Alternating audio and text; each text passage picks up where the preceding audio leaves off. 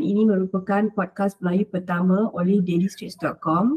So hari ini kami mempunyai tetamu istimewa dari Malaysia, iaitu Mahathir Mohd Rais. Jadi perbincangan kami pada hari ini akan merangkumi pelbagai aspek, terutamanya mengenai kerjaya Mahathir sebagai seorang ketua bahagian segambut Parti Peribumi Bersatu Malaysia. Okey, selamat datang ke podcast yang pertama dalam bahasa Melayu dailystraits.com. Terima kasih kerana terima undangan untuk jadi first guest kami. So hari ini bagaimana Cik Mahathir, sihat ke? Baik, alhamdulillah. Terima kasih Jun sudi jemput saya ke podcast pertama di dalam bahasa Melayu yang direncanakan oleh Daily Straits. I'm so privileged to be here. Thank you very much for the opportunity lah. Okay, so kita nak cakap pasal kerjaya sebagai seorang politician sebelum sebab selalunya orang Malaysia kenal politician yang dia jadi menteri. Tapi itu dah jadi glamorous dah. So yang sebelum balik tabir tu macam Cik Mahathir kan, yang sekarang ni ketua bahagian segambut. So first things first, kenapa pilih Parti Pribumi Bersatu Malaysia? Okay, first of all, sebelum saya terlibat di dalam politik, izinkan saya lah brief about myself. Saya mula berkecimpung di dalam dunia politik ini pada hujung tahun 2015, dan pada ketika itu di Malaysia ini kita lihatlah banyak ketidakstabilan politik yang berlaku, ya. Kita lihat kemunculan semula Dr. Mahathir ke dalam arena politik dengan membawa deklarasi rakyat. Kita lihat kes-kes 1MDB dan sebagainya lah, banyak. A lot of cases lah during that time that inspired me. I've never been in politics. Saya tak pernah, I'm not from a political family punya background. I'm a normal Malaysian yang orang kata selalu baca berita. Yeah, I've been active in some associations lah dulu kan, saja-saja ikut-ikut. But I've never been so actively terlibat dalam politik ni. Jadi pada hujung tahun 2015, deklarasi rakyat telah mula digerakkan. Saya terlibat dengan beberapa orang awal pada ketika itu. Seingat saya bersama Sir Hanif Khatri. He was Tun Mahathir's lawyer at that time.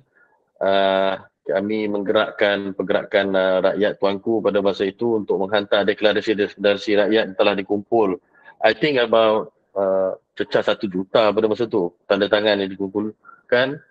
And I was given the opportunity lah untuk bawa benda tu ke Istana Negara, dan saya rasa itu adalah titik pertama saya mula terlibat secara terbuka di dalam arena politik. Sebelum itu Bersatu belum lagi ditubuhkan. Saya ingat pada awal tahun 2016 selepas itu around September, Parti Bersatu ditubuhkan. Tan Sri Muhyiddin Yassin yang mendorong saya selepas daripada itu adalah pemecatan Tan Sri Muhyiddin Yassin, yang saya rasa apabila beliau menyuarakan tentang, because the coverage was very meluas masa tu, beliau dipecat kerana mempersoalkan tentang 1MDB dan sebagainya. So it attracts young people like me, kan, to know more about politics, what is going on, kan, because the kos sara hidup masa tu mula meningkat dengan corruption case sana sini. We can feel it. Sebagai generasi muda ni kami terdorong walaupun kami tak pernah terlibat dalam politik dan sebagainya. So apabila berlaku pemecatan Tan Sri Muhyiddin Yassin dan dia dijadikan cerita, this is my personal experience. Saya dengar berita tu di dalam radio, dan kebetulan saya di Bukit Damansara. Tan Sri dipecat, diumumkan oleh Datuk Seri Najib. Kebetulan kereta Tan Sri Muhyiddin ni lalu sebelah kereta saya menuju ke rumah dia di Bukit Damansara.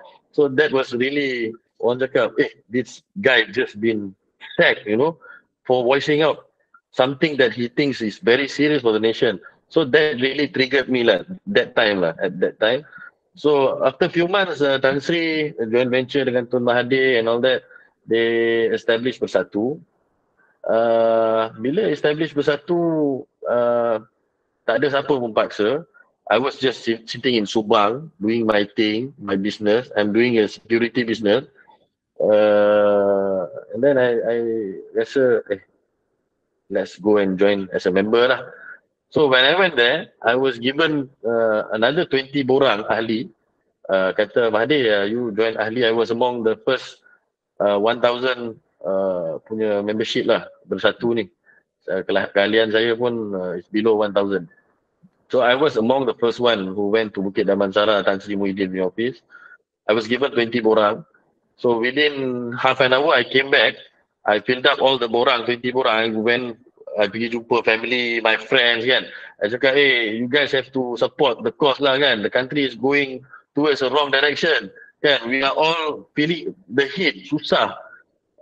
And then the support was very encouraging. Kawan-kawan ni semua, betul lah, Mahathir, if you want to do something, we support you lah. So within half an hour, I went back to Bukit Damansara. I give that 20 borang that they gave me setengah jam sebelum tu. So they were very surprised. Bersatu punya, apa orang kata, penerimaan tu begitu memberangsangkan. So nak dipendekkan cerita, selepas 2 minggu saya dijadikan wakil pendaftar untuk bahagian segambut. And the reception was very good. I managed to gather not only Malays, but Chinese, Indians, kan? At that time, because they were not looking at orang kata satu perjuangan retorik tau. Dia orang nampak macam Bersatu ni, they really fight for something. Because Tan Sri Muhyiddin, dia was willing to be sacked at that time because he hold to the principle. So I was explaining this without apa satu knowledge yang penuh tentang politik ni. Saya tak ada sangat.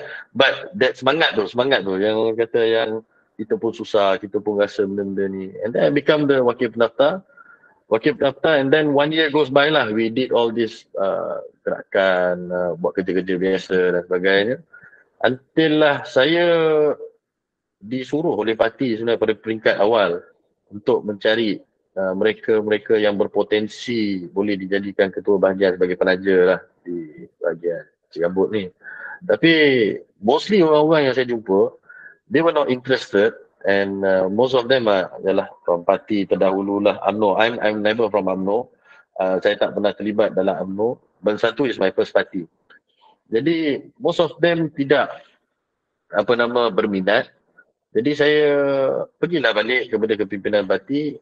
Even though I'm very young at that time. I was just 27 years old. So kalau dalam politik ni nak cakap orang muda macam jadi ketua bahagian yang apa ke, it is tabu lah. Tak boleh dicakap lah benda tu sebab it is a very big responsibility. So selepas tu saya dibawa oleh Senator Zaid Ma'arif. I don't know, maybe he saw my potential ke apa ke. So he bring me kepada Setiausaha Agung Parti pada ketika itu, Datuk Dr. Syarudin Mat Saleh, yang juga keluar daripada UMNO, di antara orang pertama yang keluar daripada UMNO untuk selepas Tan Sri Muhyiddin dipecat. Jadi he was appointed as the party Secretary General. Saya dibawa oleh Yang Berhormat Senator Zaid Ma'arif. Jumpa kali pertama, this was the first engagement between me and the top party lah. So I was in a sense recommended by Datuk Senator Zaid Ma'arif pada Datuk Syarudin. So it was a few steps lah untuk kita nak jadi ketua penaja dan sebagainya. First of all, they want to see at our financial punya capacity. Diorang nak tengok kepada pengaruh kita di kalangan akar umbi, and pendidikan, latar belakang pendidikan kita dan sebagainya. Jadi untuk dipendekkan cerita, saya tak tahu, saya abad bertuah lah saya rasa. Saya dilantik jadi ketua penaja paling muda di Malaysia pada tahun 2017. Tak pernah berlaku lagi dalam sejarah politik Malaysia yang di mana seseorang yang berumur 27 tahun dilantik sebagai ketua penaja. So saat itu it was very inspiring because this party has given a platform kepada orang yang dirasakan mampu membawa satu menjadi satu nilai tambah kepada perjuangan parti. Dia tidak melihat kepada orang muda ke orang tua, tidak. Jadi apabila saya diberikan peluang oleh parti untuk menjadi ketua penaja, maka I boosted all my energy there. I start to build my connection. I start to take things more serious because saya banyak dengar cerita tentang ketua-ketua bahagian, how corrupted they are, misusing their power, taking all the project, lepas tu bagi kepada orang dan sebagainya. So I learn a lot from that because first of all, I am public. I'm a normal public. So as a public, what do I expect from a politician? So that is my perspective. Because macam saya cakap, I bukan datang daripada keluarga yang mewah. Kan? We used to stay in flats. My father pun kerja orang biasa je. Kita tak pernah belajar international school ke apa ke. No. We come from a very, orang kata, humble family background. Yang tak pernah terlibat dalam politik dan sebagainya. And my intention bila masuk tu, whatever I did, that somehow made me a bit popular among my people was, I was sincere in what I do. Because others I see, they always come with we need peruntukan, kita kalau tak ada duit, orang tak boleh nak gerak. So people were surprised, macam mana Mahathir ni boleh buat. And then this gambut lah, for your information Jun, is consider parlimen kawasan hitam lah bagi orang Melayu dan sebagainya. So they always in a way lah discourage me kan. Dia kata, segambut ni bukan boleh ke mana pun kan. So why do you berya-ya kat sini? Well, my sole intention was I'm not doing for the sake of segambut. My intention is I want to brand Bersatu, even though tempat yang tak boleh membangun di segambut, but we managed to create leaders here, who can speak about the country because we are sincere. Kita orang-orang yang betul-betul, kalau kata buat kerja akan umbi, kita boleh buat kerja akan umbi. Kalau kata kita nak berikan komentar tentang isu-isu nasional dan sebagainya, kita boleh buat. So in fact, because not only me, minta maaf kalau I ada terlari sikit ke apa ke, I'm trying to relate all the stories together. It is a very long story lah, but I try to make it short. So like in Singapore, I managed to create a lot of leaders, young talents. Because if you see my ketua pemuda, is the ketua pemuda for the state. If you see my ketua wanita, is the secretary for Putri, for Sri Kandi, they call, in UMNO they call Putri lah, in Satu they call Sri Kandi Muda. She is the penolong setiausaha di peringkat pusat.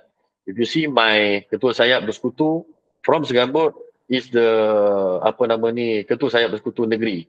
So from Segambut, from a place where people say there is no hope, no opportunities, we managed to create leaders.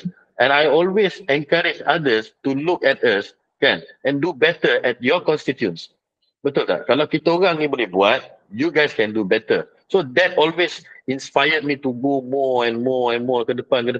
And then I somehow get I dapat perhatian daripada Syed Saddiq, YB Syed Saddiq, Syed Abdul Rahman, yang pada tahun 2017 was Ketua Pemuda Bersatu.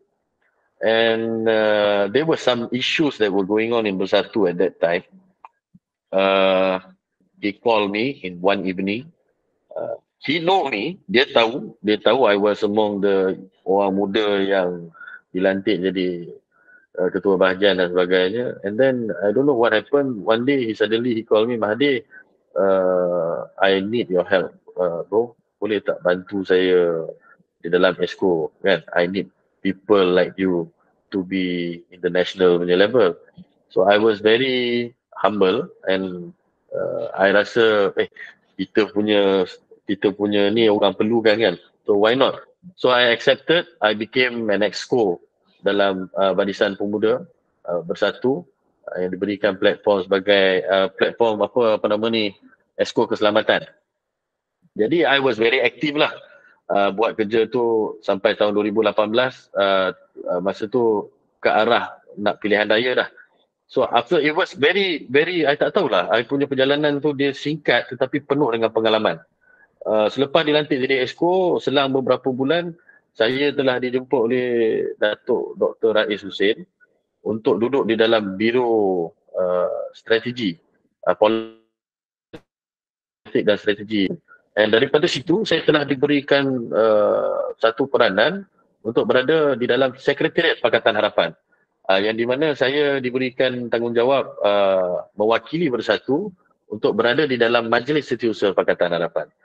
So dalam tempoh masa yang pendek tu saya dapat banyak sangatlah ilmu dan saya faham cara bagaimana Pakatan Harapan bekerja, bagaimana cara Perikatan Nasional, bagaimana cara ni. So pengalaman tu saya gunakan sebaiknya dan yalah, alhamdulillah masa tu kita menang lah pilihan raya pada tahun 2018,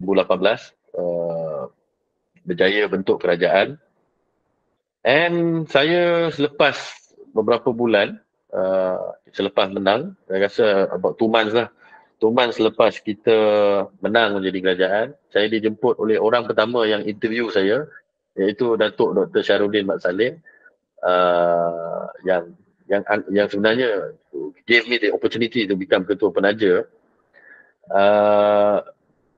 He called me one day to jabat. He was just appointed as Deputy Minister of Federal Territories. He called me, Mahathir, you come to my office, I want to meet you. I came around 12 o'clock lah, 12. And then dia banyaklah kerja dia hari tu. I ended up waited for him until 6 o'clock in the evening lah. So he came, nak dipendekkan cerita, he said, Mahathir, I want you to be one of my officer.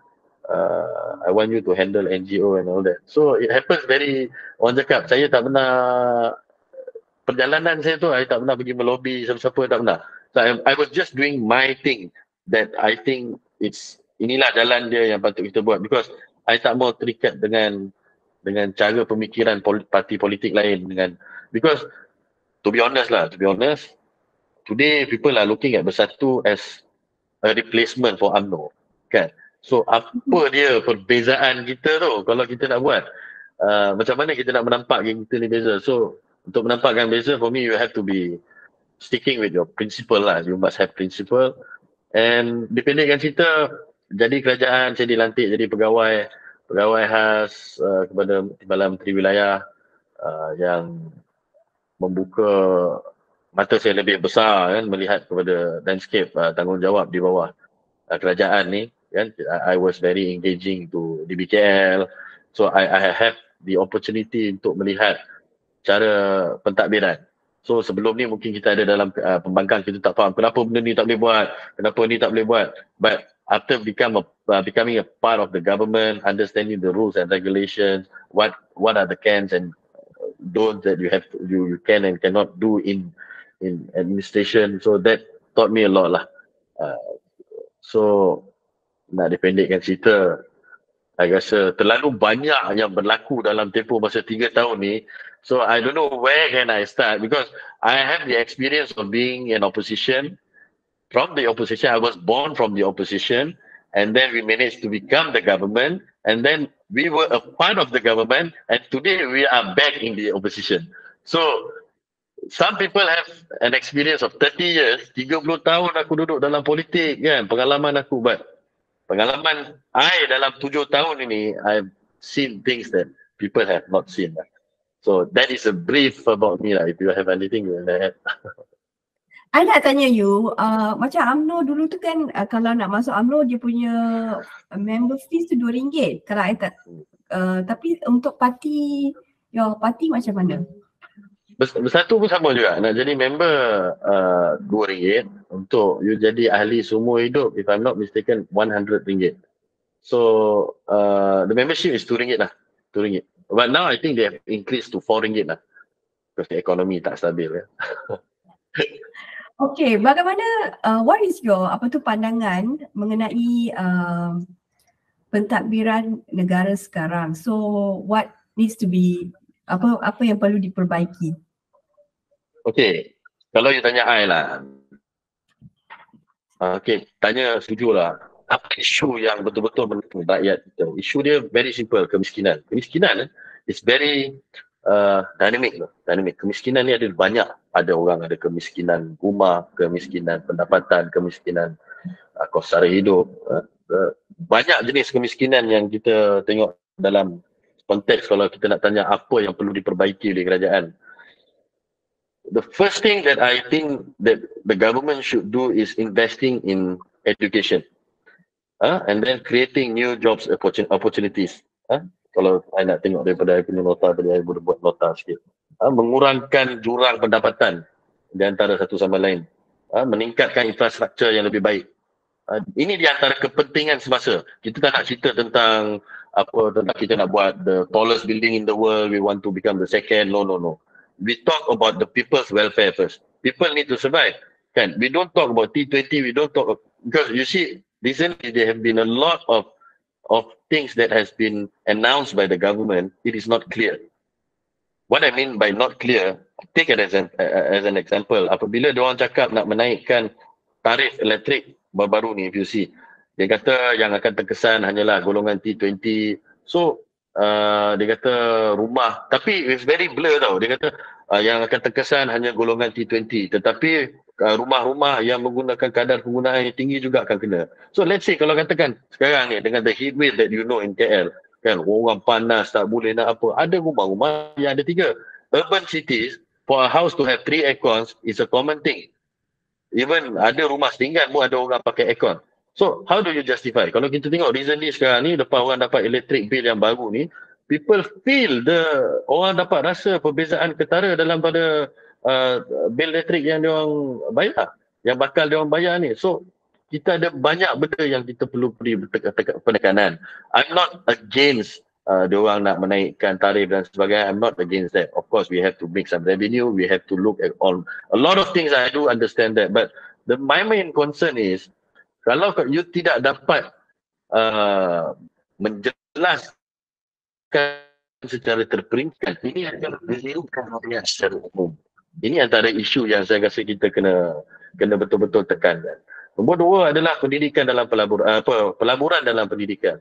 Kalau kita tengok Malaysia agak keterbelakangan semenjak kebelakangan ini kalau kita tengok secara, sebab kita cuba mengadaptasi sistem yang kita telah implement sejak daripada COVID-19. Our students just about to start to go to school balik and all that.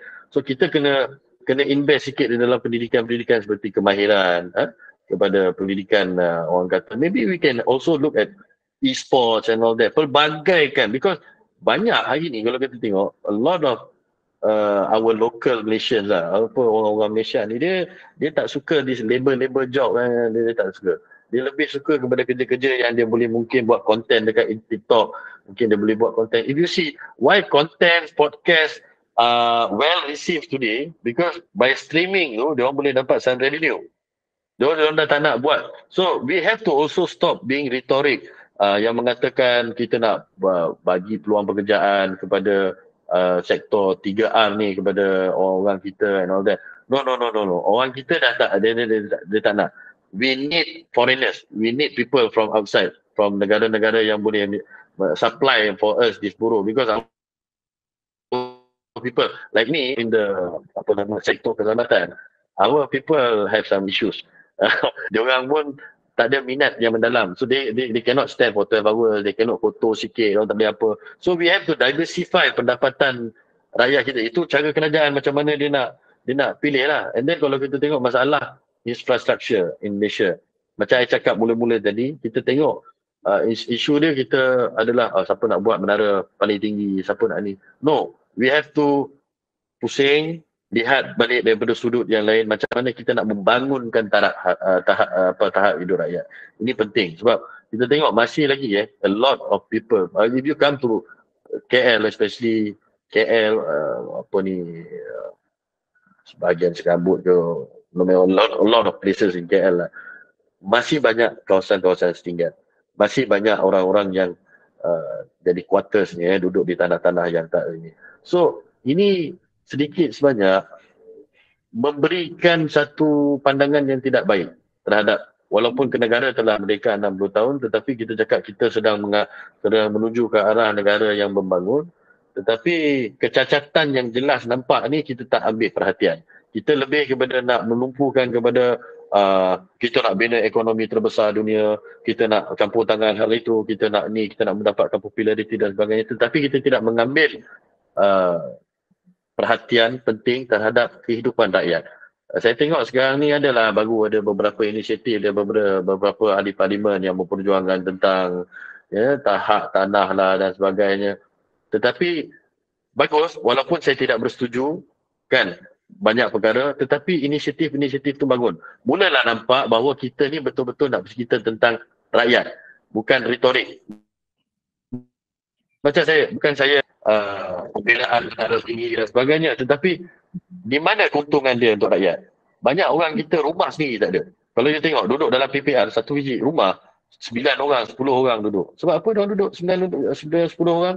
Sebab diorang tak mampu. Macam mana kita nak fokus kepada tu, fokus kepada rakyat yang tak ada rumah, fokus kepada mereka yang ada isu tanah, fokus kepada ni. I would like to see the country move towards memperkasakan ekonomi rakyat dan bukannya melihat kepada pelaburan semata-mata. So pelaburan ni kita kena lihat daripada segi membina peluang pekerjaan, infrastruktur yang baik kan. Kalau you tengok bangunan-bangunan kerajaan semua ni sekarang ni, ini you have to invest here. Sebab kalau you invest pada benda-benda yang you cakap yang sekadar kita nak lihat pelaburan-pelaburan besar daripada negara luar dan sebagainya, no matter who brings investment to the country, it is the current government who will claim the credit. No matter whatever you do lah, last time you bawa, like us kan, we managed to bring Amazon, we managed to bring 68 billion investment into Kedah and all that. No matter what you do, it is the current government who will take credit for whatever that have been done in the past. Okay. So, instead of looking at that, lihat kepada keadaan semasa kita. Apa keadaan semasa, apa yang memerlukan? That's my opinion lah. Bagus tu. So di luar dunia politik, siapakah Mahathir Mohd Rais? What do you like to, apa hobi dan yang ramai tak ketahui mengenai anda? Like mungkin suka main bola sepak ke? Saya luar dunia politik ni, saya actually I addressed this few days ago in a meeting. Ada orang cakap saya ni agak kurang mesra, kurang bersosial dan sebagainya. I have a principle, Jun. I ni jenis orang yang tidak suka buang masa saya sembang perkara-perkara yang it is not beneficial for me lah. It is very seldom if you want to categorize me as a lobbyist tu memang tak ada lah. Sebab memang bukan saya. If you see politician banyak ya, in order for them to be successful, they have to be presentable at all time. Okay, maybe they want to lobby some leaders and what, they will be at programs and all that. So I tak pernah macam tu, very seldom. So I just bring myself because I believe in, of course I cannot change things by myself, but by being an example to others, I think that is what I should do. Sebab saya tak suka kalau macam masa saya terluang ke, I'll read a lot about ongoing issues in the country, in the world, because no matter what it is, we are all interconnected. Whatever happen in Russia will sedikit sebanyak beri kesan kepada Malaysia. Whatever happen between China and America will give kesan kepada Malaysia. So I'm more interested in that. And I bukan kaki-kaki kalau tengok lepak-lepak huha-huha, tak ada. I banyakkan meluangkan masa in my office. My hobby, sometimes I go for futsal. And hobby, I think I like to write lah. Itu je lah. You like, betul lah tu. So, apa pendapat, apa cabaran terbesar yang akan dihadapi oleh generasi muda Malaysia hari ini? So ramai sekarang kerja Grab and also ramai sekarang tak nak masuk universiti sebab diorang rasa macam 3-4 tahun dekat universiti tu memang tak bawa apa-apa, kadang-kadang susah nak dapat kerja even with the ijazah. So diorang macam terus menjadi Grab driver untuk dapat gig work, tapi gig work tu pula susah nak dapat loan rumah, susah nak dapat loan kereta. So what do you think is the problem with the youths in Malaysia hari ini? As I said just now, it goes back to education. Yeah, people are bored with the old ways, always yang cara lama ni yang mengikut buku.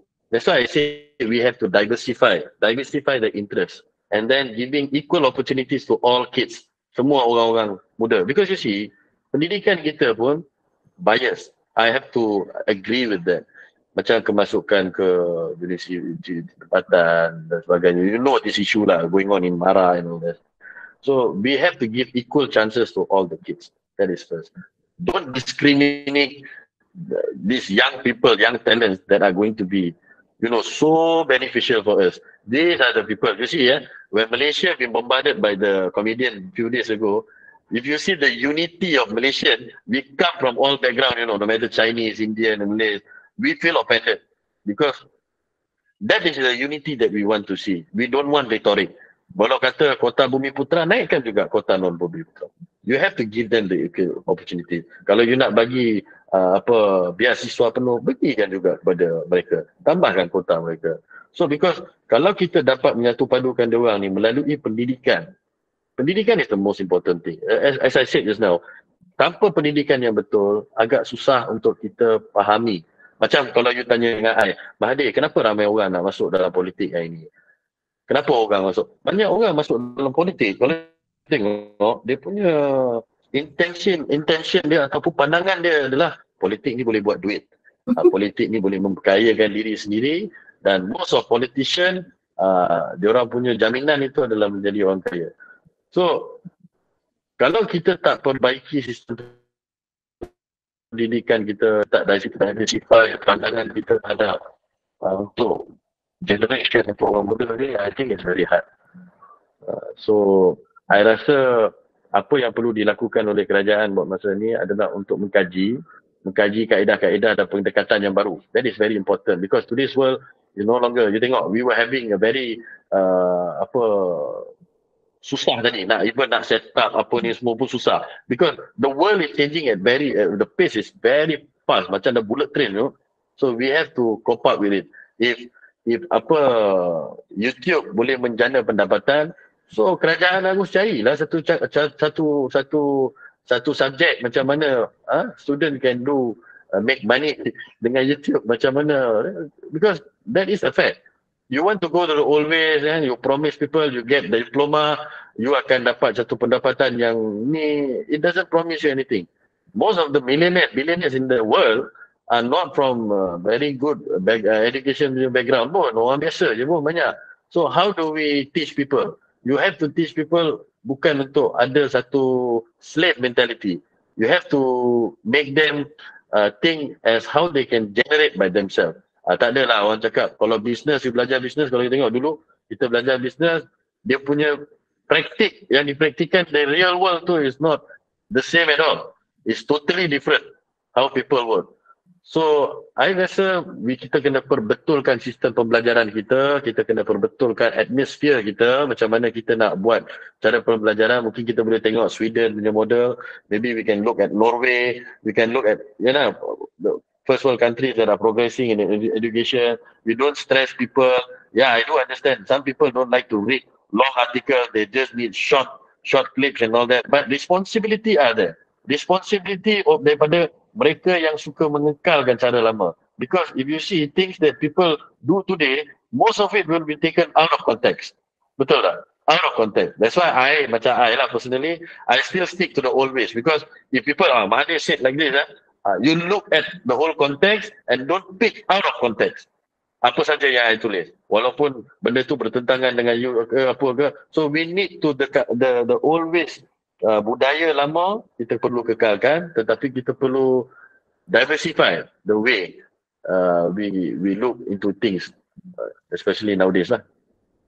Okay, jadi soalan terakhir. So sekarang ni saya nak tanya Cik Mahathir macam mana nak bagi kepada yang berminat lah nak join the cause, nak jadi politician. Sebab selalunya orang kata sebelum jadi glamorized politician, sebelum jadi menteri ke, timbalan menteri ke, selalunya you kena guna duit you kan untuk buat like macam campaign. Bila orang call you dia ada masalah, you kena keluar duit tu sendiri. Sebab you tak ada macam stipend, duit dari kerajaan yang you boleh guna untuk kawasan you. So kadang-kadang, so I was just wondering, so can you kupas a bit on that and like like right now macam sekarang ni you are ketua bahagian, so you ada tak macam allocation duit untuk tolong orang kalau siapa-siapa dekat segambut perlukan macam ada macam kalau ada hari tu hujan lebat, rumah dia macam tu, the roof dah pecah, dah it's already fallen off. So do you have like macam cash to give them, or will you give them beras, like these expenses kan datang dari siapa, you ke ataupun the party that you are associated with? So sebab so the glamorized and the non-glamorized version, what is the take on that? Actually, whatever you see, it comes from our own pocket lah. Our own pocket. Most politicians, they have their NGOs kan. Maybe they are themselves president ke pengurusi untuk certain NGOs and all that. Like me lah, I don't know about others. Like me personally, as I said in the beginning, I am not from a wealthy family. I just orang biasa who started. So what I do is, there are cases orang datang, kalau orang meninggal, kalau orang nak pindah rumah tak cukup nak bayar bil elektrik kan apa ke, I'll fork out from my own pocket money. That is one of the criteria lah. If you want to become a leader, if you are capable of becoming a leader, they need to look at your pocket lah. Kan? First of all, adakah you berkemampuan? Bukanlah kata kemampuan daripada segi you have to become a millionaire then only you can be in politics. Tak. But they want to see, are you capable? Boleh tak you ambil tanggungjawab sebagai ketua, pemimpin untuk ni. So first of all, apa saja yang kita buat untuk program dan sebagainya ni adalah daripada duit kita sendiri. There is no allocation. Nombor dua, bagi orang muda yang nak masuk dalam politik, I don't know about other country lah, but Malaysia, as I said just now lah, the perception has been, you enter politics, you can become famous, you can make money, you can become corrupt, you can be close with this civil servant, getting project and all that lah. We have to change that. Pemikiran macam tu sebenarnya tak elok. Itu membawa kepada kemunduran. Kita nak progresifnya mindset. Sebab banyak macam orang tanya dengan saya, habis tu you duduk dalam politik ni, you tak dapat duit, you orang akan petikaikan you dia pandangan, dan you tak dapat apa-apa benefit, so why are you still here? When they become the government, orang tanya, this is the things that people ask me. Hey, when Tan Sri Muhyiddin Yassin was the Prime Minister, you always support him, but you are not in the government. Why? My intention is to make my party to be in the government untuk laksanakan tanggungjawab yang kita perlu laksanakan. It is not about me being there. If everyone wants to be superstar and everyone wants to lead in a movie, then who will become the extras? Actually, the extras, just directors, are the one who work hard in order for a movie to be successful. Betul tak? So, kita kena terapkan yang not everyone can become poster boy, okay? Not everyone can become ketua pemuda, tak. You have to start. By time goes, the party will know which position suits you better. Because it is a learning process in politics ni. You kena mulakan betul-betul daripada bawah. Because macam I bukan kata I orang kaya, tidak, orang biasa yang ada sedikit kemampuan. Kalau I think I can afford to pay an office, kan, nak buat satu program, dua program. As I said lah, macam di Segambut ni a bit interesting. Kalau I ada problem, if people come and see me, especially in parliament matters and all that, I'll direct them to the member of parliament in your office. I'll do some courtesy lah, orang cakap, send letter, direct them to the MP. Because the member of parliament yang ada peruntukan. Macam kita boleh menyampaikan saja.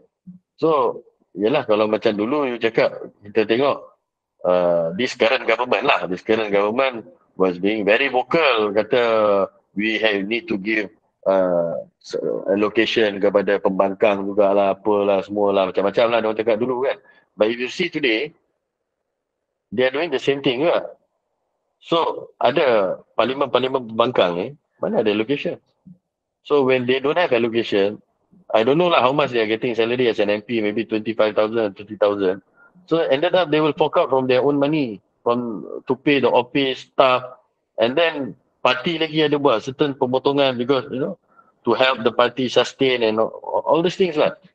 So being a politician is a sacrifice lah actually. You have to sacrifice a lot lah. You have to sacrifice your time. You have to sacrifice a lot lah. Banyak masa, you punya luaran. People, all eyes will be on you lah. You are considered an artist, but just in, artist, movie stars and all that. You dalam kepompong yang sama lah, but you don't benefit nothing lah. You are just lucky if you are being chosen lah. Of course lah, this is the route where money politik ni yang menjadi merosakkan politik ni. Sebab apa, certain individu yang tidak bertanggungjawab, dia akan mula melobi, especially people with money lah. Diorang akan melobi kedudukan tu menggunakan duit. This is where you see lah yang beli undi lah apa ni semua ni, and it comes. Most politicians are not corrupt. But most businessmen who wants to become politician, these are the ones who become corrupt. Diorang ni, because they want to menggunakan, there's a grey area in politik tau. Yang boleh buat businessman pun okey dengan you, government servant pun okey dengan you, rakyat di bawah pun okey dengan you. So this politik punya jaringan ni yang menjadi penanda arah lah untuk kita fikir betul-betul apa sebenarnya yang kita nak buat dalam politik. Adakah kita nak memperbetulkan, kalau rasa setakat nak masuk kita akan dapat peruntukan, satu jaminan kalau you masuk politik dalam tempoh masa sekian tahun you akan diangkat jadi pegawai ke apa tak, no such thing. You boleh jadi ketua bahagian and then you boleh sejuk keras macam tu je, orang takkan layan you. You boleh ada jawatan tapi tak berfungsi. So, pucuk pangkal ni you nak jadi politician, nawaitu kita. What is our real intention? What do we want? Some people ask me, Mahathir, sometimes you write, kan, macam mana certain publication boleh publish. I cakap, I take my effort also, kan. I tulis dan I hantar terpulang kepada publication. Nak menulis ke tidak? Bukan kita bribe people untuk takkanlah kita gila sampai hari-hari nak keluar dalam paper. But if we have ideas and others are not doing that, so it is already a plus point for you. Betul tak? Bila orang lain tak buat apa yang you buat dan mereka criticize. So inilah benda-benda yang saya cakap Jun tadi tu, yang dia terpulang kepada nawaitu kita. Apa sebenarnya kita nak buat dalam politik ni? Bukan semua orang boleh jadi ahli parlimen dan bukan semua orang juga boleh jadi menteri, kan? Everyone has their own role. And politik ni adalah satu platform untuk you tunjuk kebolehan you. Apa kebolehan you dan apa intention you. What is your real intention? You want to be in politics today, what is your real intention? No, I want to become a minister. I'm sorry bro, if you think you are capable of being a minister, there are another 10 people who are more capable than you. Di dalam politik ini kita lihat kepada kebolehan, kesungguhan, konsisten, ini penting. If you don't have that consistency, orang pun tengok ini. So it is a very benda yang interesting lah. Politik is very interesting. But hati tak boleh macam tisu lah dalam politik, because people will go after you, especially you have position.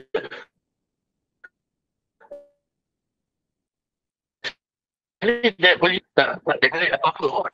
But people will go after the position. Because kuasa politik tu something very big lah, especially in Malaysia lah, macam kita kan, kuasa politik tu besar. Tapi terutamanya lah, kalau back to apa yang kita bincangkan tadi, kalau orang muda nak berada di dalam politik ni, ask yourself, what's your intention? If you think you want to come and make money, you have to invest a lot of money.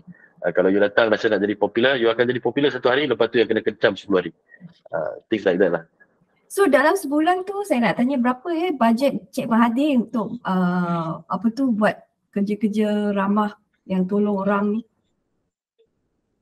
It depends lah. Macam we have our orang kata petty cash kita simpan. Macam I lah, I tak tahu bahagian lain tak tahu, tapi macam I lah, I ada sebab I bukan saja ketua bahagian. Now Ketua Penerangan Negeri. Ada information sikit nombor 1 for Perikatan Nasional Wilayah and Satu. And jadi bila kita ada tanggungjawab ni, kita kena ada some sort of buffer punya duit lah, tiket. Macam I cakap, I tak ada duit pun tak ada banyak kan. Macam kalau I nak buat program, if I want to do any kursus ataupun bengkel, I'll do it at my office.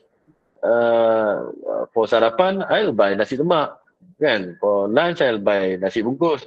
So things like that lah. I'll buffer around RM1,000 for my activities and all that. Office it takes around 3-4,000 jugalah 1 month. You have to pay utilities, you have to pay ni. So I keep dalam 4,000 lah sebulan. And then 4,000 pun normally akan dibantu sebelum ni oleh parti. Parti will contribute. This started when kita memerintah di bawah Perikatan Nasional dulu. The party gave allocation 1 month RM1,000 to each bahagian. So for past 2 years, Menteri kita ada sedikit sumbangan jugalah daripada parti untuk meringankan beban bayar pejabat and all that, but it is not sufficient lah, RM3,000 kan, because the office itself is already 2,000, utilities 1,000, and then you have to fork out your own money also. So now, especially after changes of the government, our party account has been freeze. Tak boleh buat apa-apa transaction. So since then, semua akan ditanggung sepenuhnya oleh ketua bahagian lah. Approximately, you need RM5,000 lah 1 month to bear the cost lah. Okay. Your extra pocket money lah. And of course, I kena jujur terus terang lah. Sometimes I do ask people, you know, within the political VM ni kan, yang boleh tolong-tolong ke, if I want to do program, I'll just call lah. If they're interested to help the cause, they will give lah. But normally they won't answer the phone lah if you are not in the government.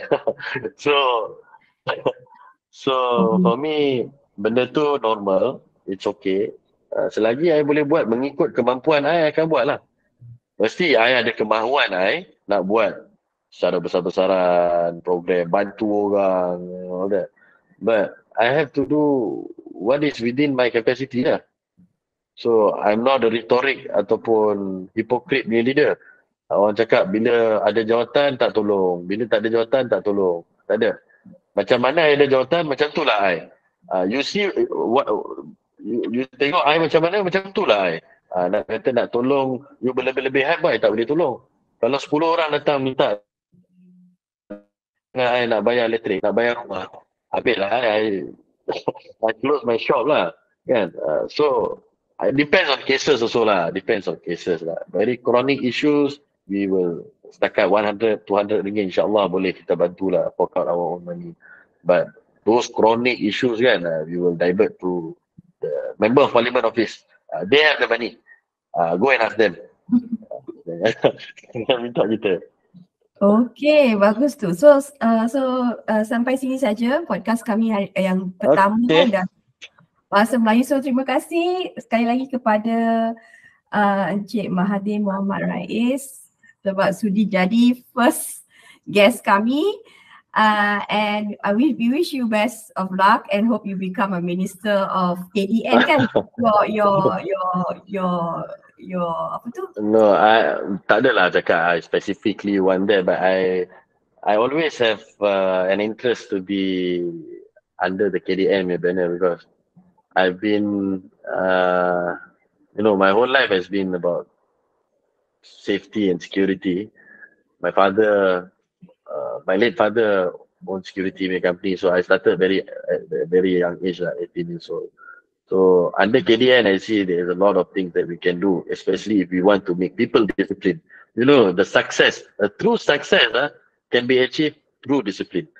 So I think it is a very interesting ministry that I have an eye on it. But if you ask me, Mahathir, where are you going to contest ke apa ke? No, I don't know. I don't know all this. All this I serahkan kepada Allah Ta'ala and the party leaders. They should know better. Party leaders should know better siapa yang perlu diketengahkan, siapa yang perlu diletakkan di mana dan apa. So that one we leave it to the Very nice talking to you. Tadi kita ada ni sikit, but InsyaAllah tengok kalau ada opportunity lain kali ke Jun nak jemput saya lagi, InsyaAllah I'm free. Kalau free bolehlah kita sembang-sembang lagi. Thank you lah for the opportunity. Okay, thank you ya. So nanti kita jumpa lagi. Terima kasih.